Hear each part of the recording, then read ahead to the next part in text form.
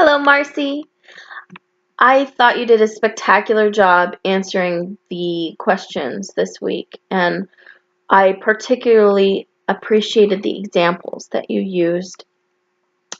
When you were talking about making sure that your subject and your topic is relatable to the audience and that you focus on how it impacts the audience, I thought you used a spectacular example for that, because in issues with the environment particularly, people tend to think of it almost like it's an abstract concept rather than a personally applicable issue for every human being on Earth.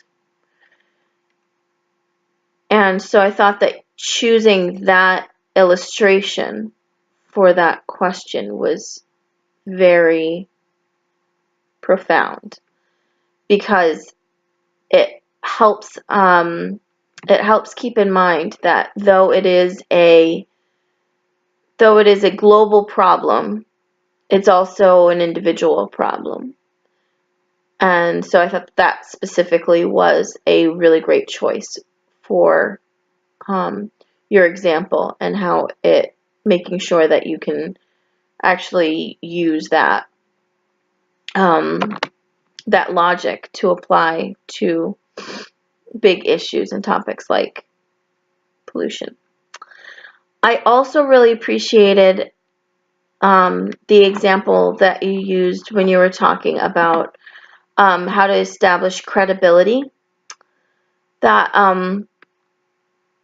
you had said that a good rule of thumb would be to imagine your audience started to ask questions about your topic, and that if you can't give them an answer for those questions, then you probably need to do more research.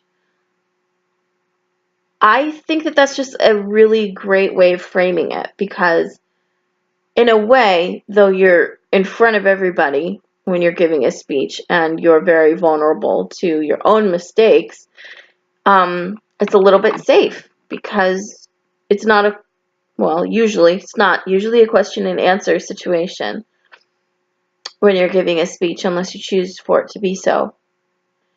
And in that way, you can really control what happens. You're in complete control. And I guess you could really get away with not having any idea what you're talking about, so long as you have some good talking points. So I thought that rule of thumb that you brought up was a really great way to frame your speech and your research. And I will definitely be doing that from now on to make sure that I really understand what the heck I'm talking about. So anyway, thank you very much for your really great examples, and I really look forward to hearing your speech. Take care.